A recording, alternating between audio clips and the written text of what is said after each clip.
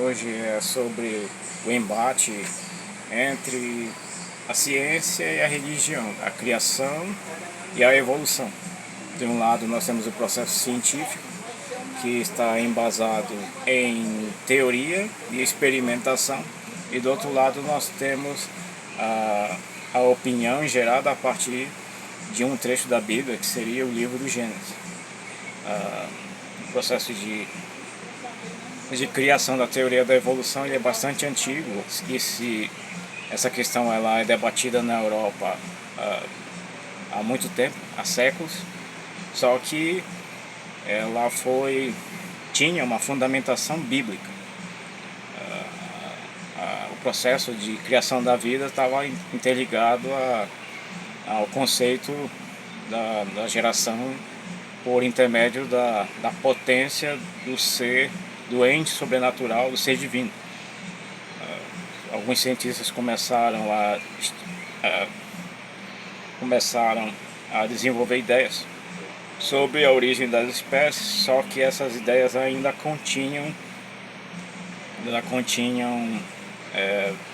uma forte influência da criação por intermédio da vontade divina. Isso começou a mudar quando o naturalista inglês Charles Darwin formulou a teoria da evolução das espécies, que se desprendia totalmente do processo criacionista que está ligado na Bíblia. A questão é quem está errado e quem está certo. A pergunta que muita gente faz, e que há um certo atrito entre os lados, porque o criacionismo nega o evolucionismo, e por outro lado o evolucionismo, que seria a teoria aceita pela ciência, ela segue de forma contínua, mas não como um instrumento de destruição, de desvalorização da opinião religiosa.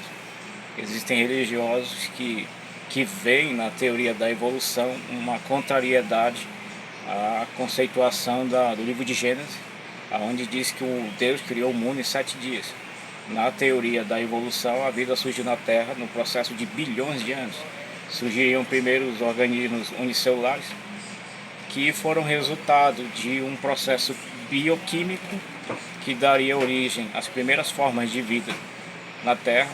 A Terra se formou há mais de 4,5 bilhões de anos atrás, e os primeiros organismos eram unicelulares, que seriam muito próximos a bactérias. Essas bactérias deram origem a outros seres que seriam pluricelulares, hoje extintos, que se notaria como um grande exemplo no processo de criação da vida na Terra, o período do Cambriano, que é denominado pelos cientistas como explosão do Cambriano, onde a maior parte da vida existente na Terra foi naquela época. Se formos comparar todas as formas de vida existentes no planeta Terra atualmente, não é ínfimo comparando o número de espécies atuais com o número de espécies que existiam no Cambriano. A ideia de evolução ela surgiu a partir de que Darwin fez experimentos na viagem dele quando ele era novo, como na imagem citada à esquerda do vídeo.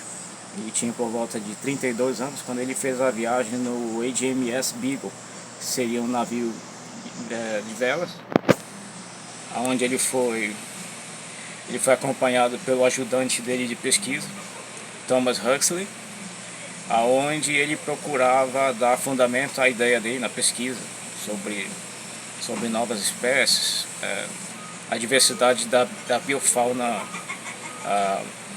mundial e da flora. Ele viajou, passou pela Ilha de Galápagos, passou pelo território da Ilha do Fogo e inclusive pelo Brasil, aonde ele contraiu a doença de Chagas ao ser picado por um besouro barbeiro.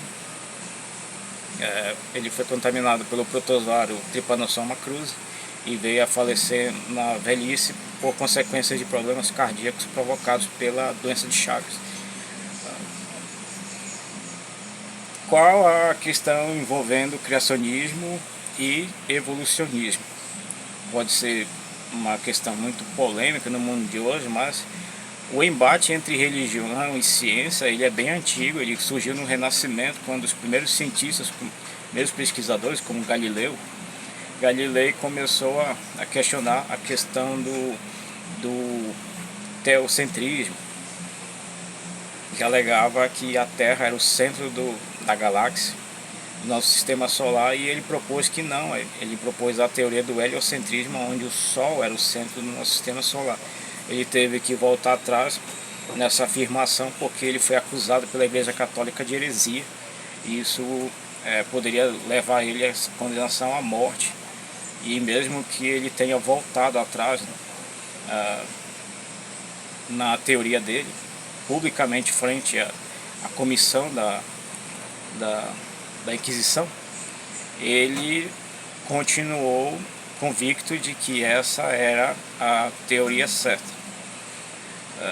Outro personagem histórico muito importante que lançou teoria no campo científico foi o clérigo Giordano Bruno, que viveu na Itália.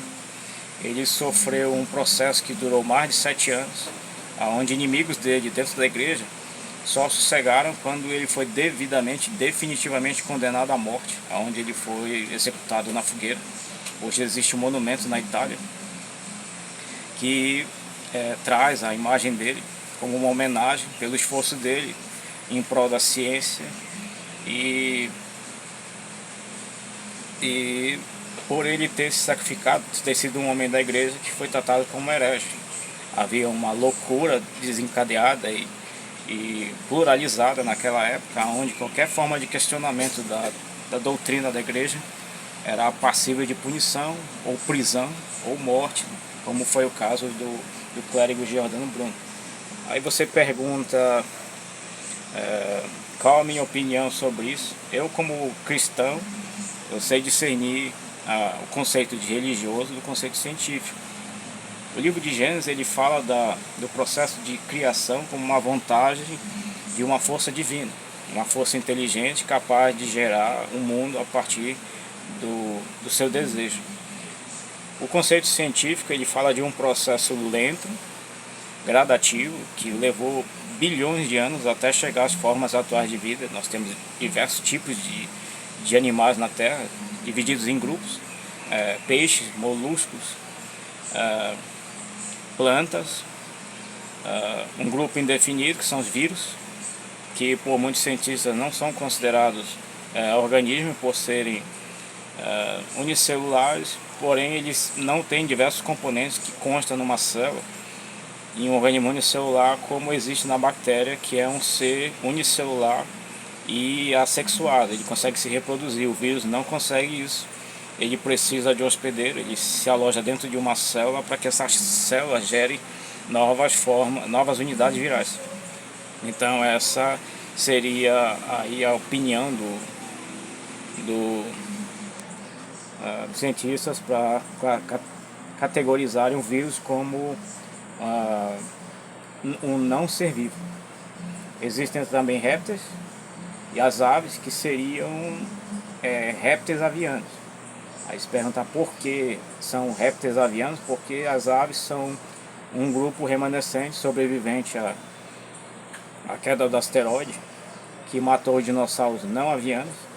Aí as pessoas poderiam pensar que os dinossauros não existem, eles estão extintos, mas não é bem a verdade. Há uma confusão. As aves são um grupo de dinossauros que sobreviveu, passou por um processo de evolução, se aperfeiçoou ao mundo atual e se tornaram aí ainda são um grupo dominante, porque elas são encontradas em todos os continentes do mundo.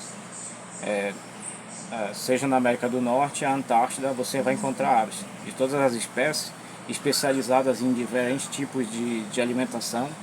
Algumas são aves especializadas em grãos, e outras são predadoras, como o grupo das aves de rapinas, e outras são necrófagas, como os abutres do Velho Mundo e os abutres africanos, e o europeu.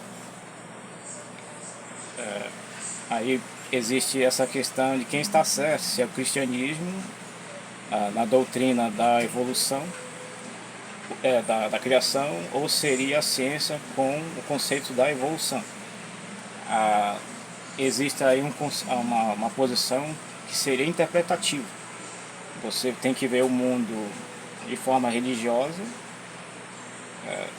ter a sua opinião e também enxergar o mundo pelo conceito da ciência.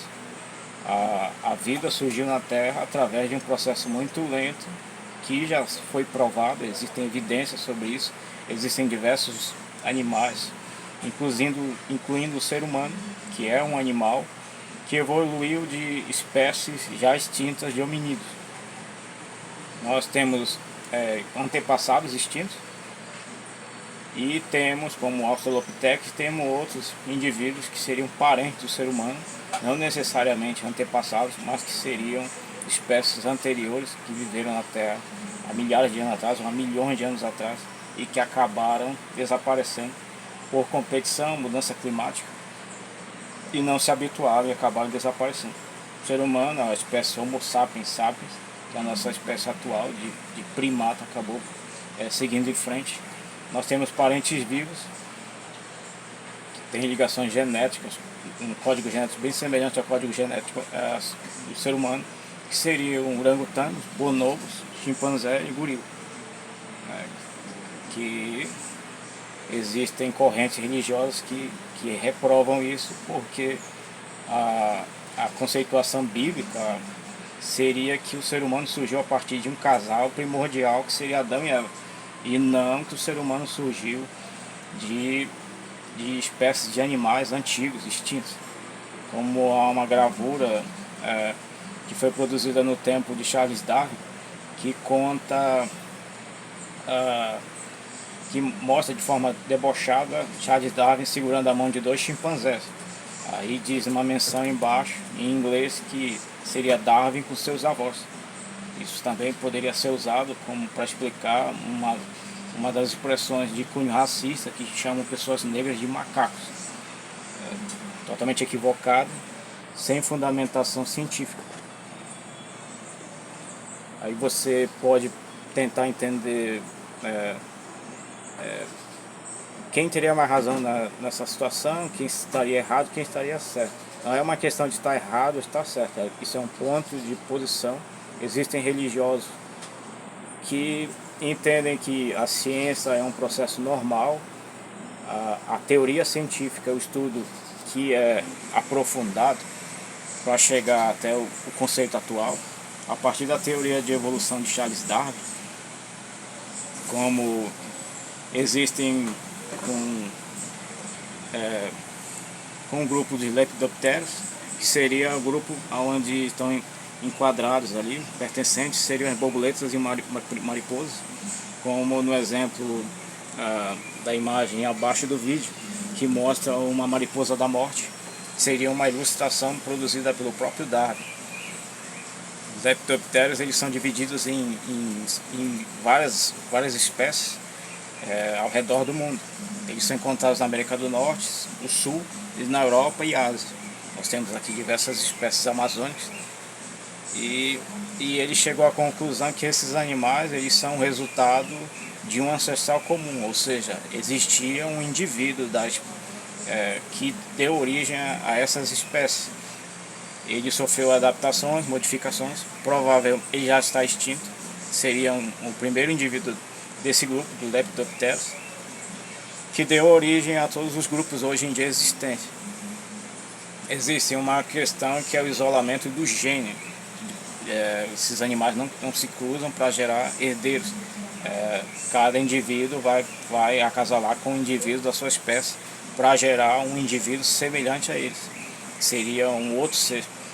Como ocorre com felinos, por exemplo, o gato do mato e a jaguatirica, que são do grupo Felidae, são felinos, porém eles não podem gerar um herdeiro porque eles têm um isolamento genético provocado porque eles vivem em regiões diferentes do Brasil. Então eles têm genes que são diferentes, que se dois indivíduos de espécies diferentes acasalassem, eles iriam gerar um animal estéril. Eu provavelmente com um problema de saúde que viria a morrer antes de chegar à fase adulta. Existem uma forma de interpretação da Bíblia que diz no Levítico, nos primeiros 5 livros do Pentateuco, que diz que qual seria a alimentação dos hebreus naquela época, o que era impuro e o que era puro. Na visão dos antigos hebreus, eles classificavam os animais como aves, tudo aquilo que era alado. Por exemplo, eles dizem no livro de Hebreus que não se deve comer o mocho, milhafre, que é uma ave que é encontrada na África, e o morcego e a pupa. Eles consideravam a pupa, no caso, que seria a mariposa, e o morcego, que é um mamífero, aves. Aí você tem um inseto, o lepidoptero, e você tem um morcego, que é um mamífero do grupo gênero Mammalia. Ele seria aí um mamífero comparado ao cachorro, ao gato, ao urso, ao leão, só que é um grupo distinto, seriam os morcegos, mas não é uma ave. Aí você vê que há uma limitação de interpretação das formas de seres vivos. Os homens daquela época, eles usavam uma linguagem popular para se referir aos animais. Então eles tentam explicar a origem do mundo por uma concepção popular, que seria algo comum a toda e qualquer religião. Seja a religião nórdica, por exemplo, que diz que o homem e a mulher nasceram de 2 árvores, como o olmo e o freixo. O pai de Odin teria tirado essas árvores do chão, cortado o tronco e dado origem ao homem e à mulher. No caso, o ser humano seria oriundo da madeira. Existem crenças indígenas que o homem veio do fundo das águas. Existem crenças de povos nativos da África que dizem que os deuses geraram o homem a partir do barro, de plantas, da pedra, como a lenda grega de um casal antigo que houve um dilúvio muito grande e eles começaram a atirar pedras por cima dos ombros, e essas pedras começaram a se transformar em homens e mulheres, e assim eles conseguiram repovoar a terra com o uso dessas pedras. Isso seria a mitologia de povos de diferentes regiões do mundo. Dizer que é uma lenda, a origem do homem, o uso de Adão e Eva, não há uma evidência histórica de que Adão e Eva tenham existido. Poderia ser uma linguagem figurativa para interpretar o casal que deu origem ao povo que daria origem ao povo hebreu. Até porque o povo hebreu, a expressão hebreu vem do Monte Hebron. Abraão, ele era mesopotâmico, ele nasceu na região de Uruk. Ele era oriundo de uma nação que tinha como crença o politeísmo. Eles tinham vários deuses, até que ele recebe um comunicado de Javé para que ele se dirigisse a outra região, que ali ele iria fundar um povo a partir dos seus genes, do seu sangue, que seria tão numeroso, tão populoso como as estrelas no céu. Isso denota que a concepção da criação. Aí você vê no livro na Bíblia, no Primeiro Testamento, que seria a estrutura da Torá, a Torá judaica. Para a comunidade judaica, a concepção científica ela não afeta de forma nenhuma a religião. Religião seria uma opinião do ser, do indivíduo, a partir da sua concepção por ler e por crer no que está contido no Antigo Testamento. A concepção teórica, científica, ela seria uma metodologia, um resultado de uma metodologia baseada em exames e experimentação. Para a ciência moderna não existe nada que possa ser dito como verdade se não houver um exame em cima disso. Seria um questionamento que se enquadra dentro do campo da filosofia. A filosofia seria questionar se algo é real e por que aquilo é dito, por que existe, se existe. Essa seria uma opinião da ciência. A gente tem aí Charles Darwin começando a sua teoria, onde ele estudou diversas espécies para chegar a uma conclusão de como se originou a vida na Terra, e ele cita no livro dele da evolução das espécies justamente isso, que existiram espécies anteriores a essas que não existem mais, que sofreram modificações ao longo do tempo e que deram origem às espécies atuais. Essa seria aí a opinião do naturalista inglês Charles Darwin, quando ele viajou pelo mundo e conseguiu reunir uma grande soma de materiais que ele levaria para a Inglaterra depois do término da expedição.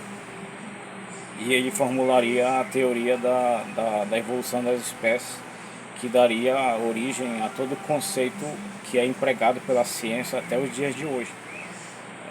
Eu acho que existem religiosos hoje em dia que procuram bater de frente com a ciência, fazendo justamente o que a Igreja Católica fez na Idade Média, que isso para mim seria algo inútil, até porque existem religiosos que entendem que a ciência é útil para provar que o processo de criação da vida seria um processo divino. Seria um ponto de reflexão e de opinião de alguns cientistas que são religiosos. A comunidade científica que é ateia, eles veem apenas que a ciência seria o único modo de explicação para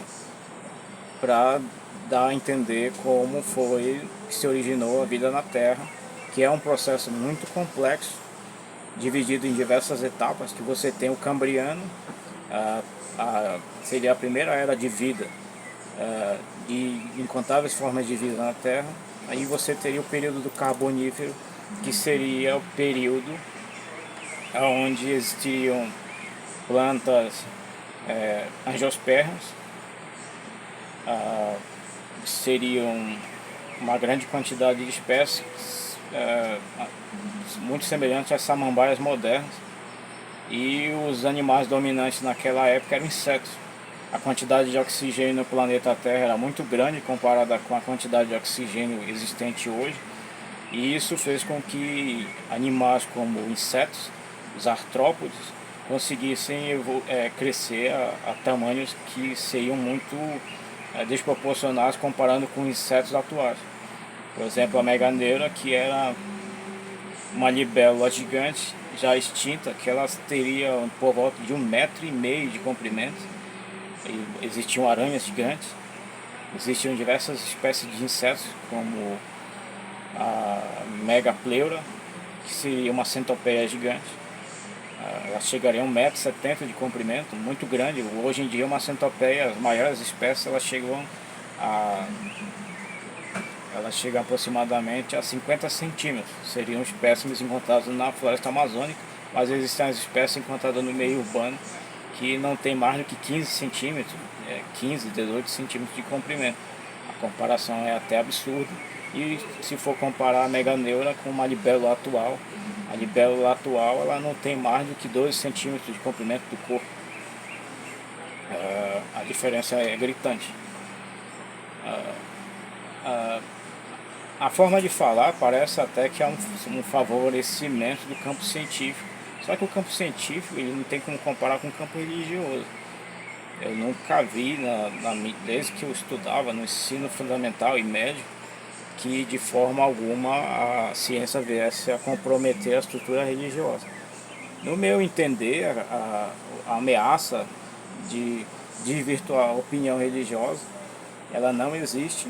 Isso é infundado, é uma preocupação descabida e uma perseguição à comunidade científica com críticas que muitas das vezes acabam extrapolando a barreira do comum e partindo para questões até mais graves, porque a ciência não surgiu com o intuito de acabar com a religião.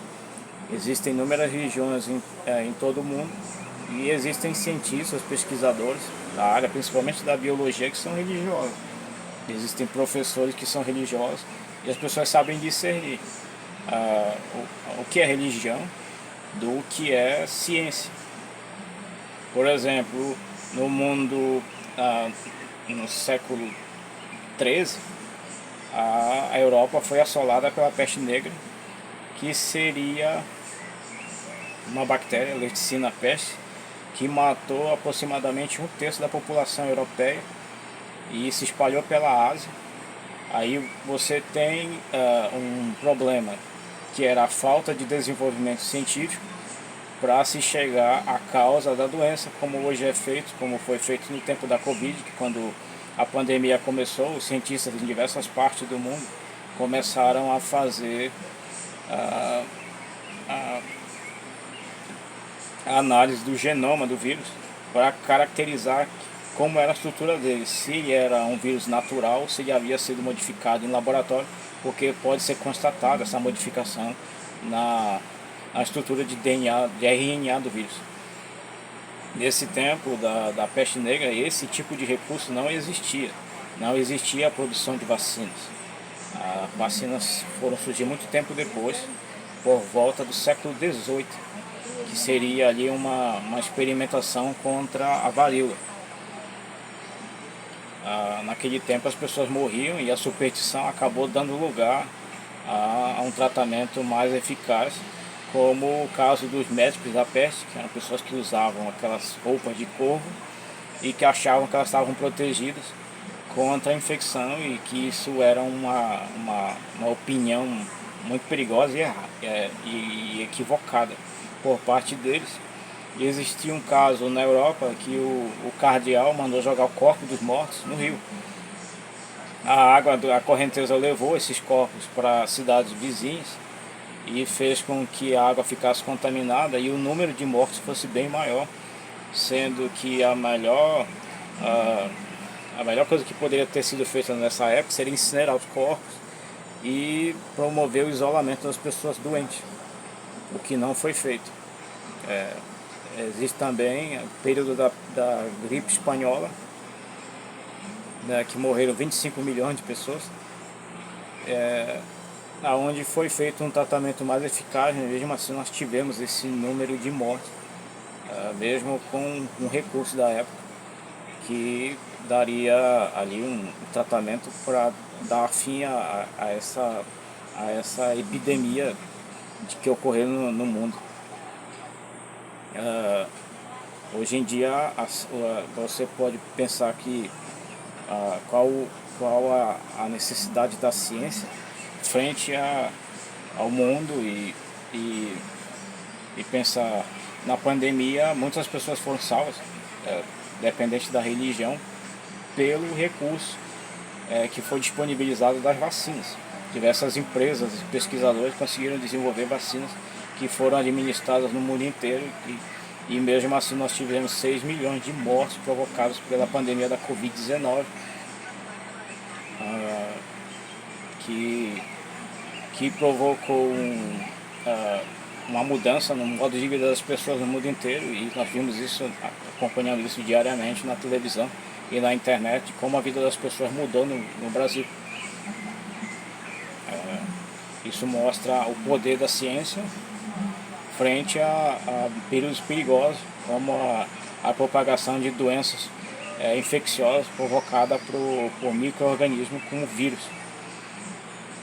Que seria no mundo hoje, se não existisse o avanço tecnológico na parte da área da ciência, qual seria a consequência para o mundo moderno e o número de mortes provocados pela Covid sem a intervenção da vacina.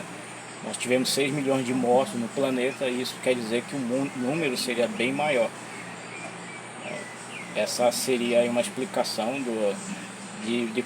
da evolução da ciência, e isso foi possível estudando as espécies. O sequenciamento do código genético do projeto Genoma, que foi iniciado no início dos anos 2000, fez com que a ciência desse um salto significativo para chegar aos dias de hoje. Hoje existem inúmeros tratamentos para doenças naquela época que eram consideradas incuráveis. Hoje já se sabe de anomalias genéticas que antes não se tinha conhecimento. E houve uma revolução no campo da ciência no tratamento contra o câncer. Naquela época, pessoas que contraíam câncer, a probabilidade é que elas viessem a óbito. Hoje em dia existem uma grande infinidade de medicamentos. Houve uma alteração no processo de tratamento oncológico e hoje em dia a gente tem o maior número de pessoas que conseguem sobreviver a essa doença. O que sem o projeto do Genoma não seria possível. Isso mostra como a ciência se tornou útil.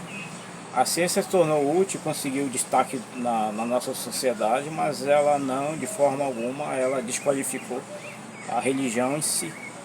Eu acho que essa concepção de que a ciência é nociva para a religião, ela é uma concepção de pessoas que não têm certeza do que creem e julgam de forma equivocada o conceito científico, achando que a ciência tenta de alguma forma tomar o lugar da religião. E isso aí é algo que é um pensamento isolado das pessoas que acabam criando essa opinião. Existe perseguição, gente que acaba tentando denegrir a imagem da ciência, acha que a ciência ela é uma ameaça, ela é uma oposição ao sentido de fé. Fé, falando de um modo cristão, ela é a sua forma de crer. Isso seria o sentimento que o ser humano tem com o seu ente superior. Você crê de forma incondicional, você expõe seu coração, o que tem no seu coração, como uma verdade sua. Se você se sente atingido por algo, como a ciência, então isso mostra que não é a ciência que é uma ameaça, é a forma como você vê a sua fé. Não se pode viver dessa forma. A Igreja Católica perseguiu a ciência durante o Renascimento. A Igreja desencanou, porque a Igreja perdeu espaço para a ciência. A Igreja Católica antiga, ela tentava explicar o mundo pela concepção bíblica total. Tudo que existia no mundo era relativo à Bíblia.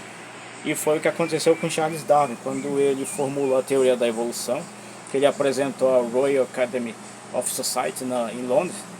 Ele foi rechaçado, sofreu críticas pesadas de membros da academia, porque eles achavam que ele era contrário às ideias bíblicas.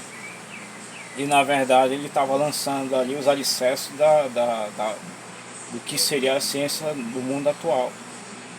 E a explicação, quando ele esteve na Ilha de Galápagos, que ele notou que existiam espécies de aves que seriam aparentadas, mas elas tinham diferenciações na sua anatomia do bico. Elas tinham especializações no bico. Cada bico tinha uma função, como quebrar semente, usadas para capturar insetos, ou existiam pássaros que tinham um bico muito fino, agudo, para fazer perfuração no cacto, porque elas acabavam se alimentando do miolo do cacto. Então essas aves tinham essas diferenciações. Hoje em dia a gente vê isso em animais que são especializados em algum tipo específico de alimentação, como baleias filtradoras, que são o caso das baleias misticetos, que seriam ali a baleia austral e a baleia azul e a jubarte. Elas não possuem dentes, elas possuem cerdas na boca e elas se alimentam de fitoplâncton.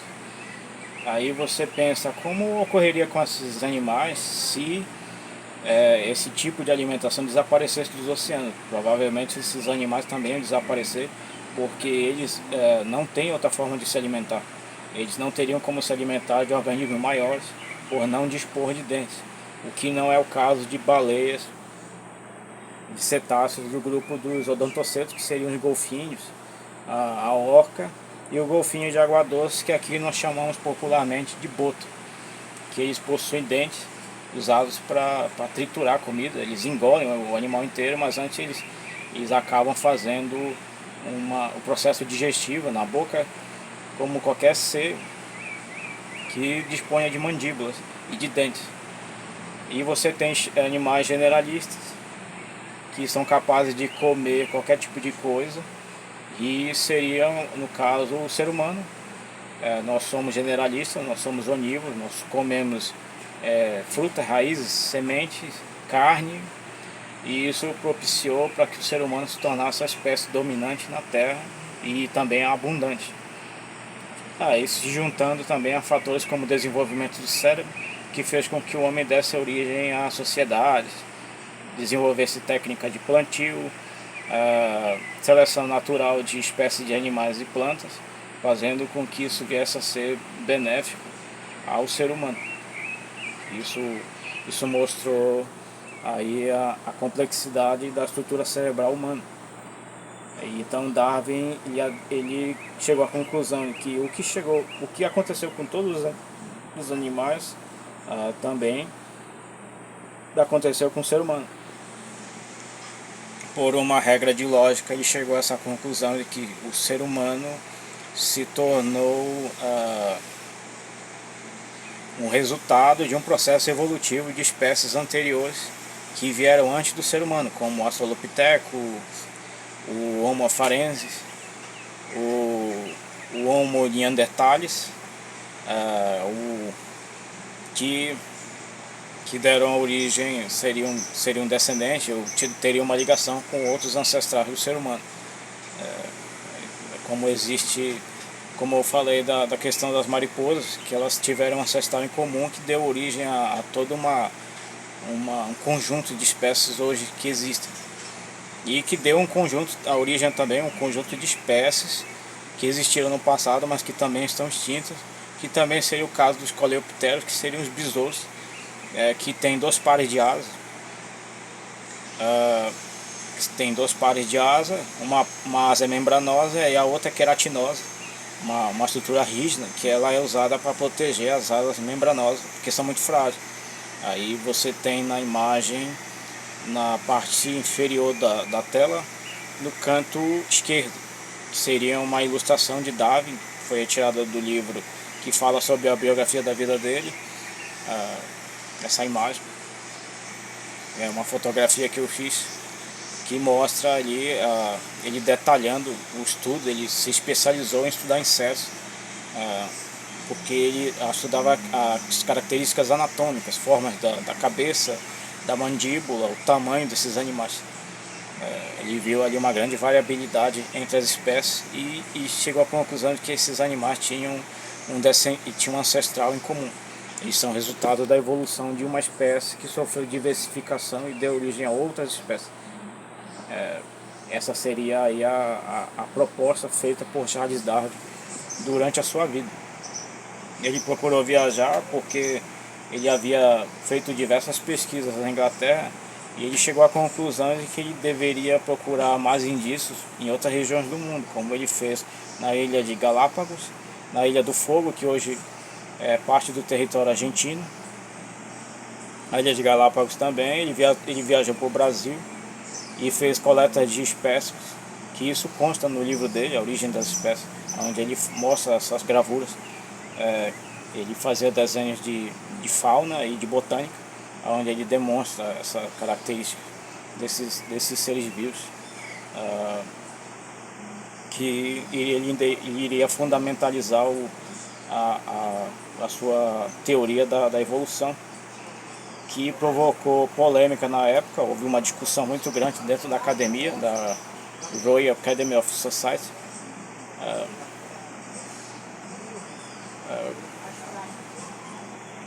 que ele expunha as ideias mediante um processo de investigação científica, embasadas em coleta de amostras.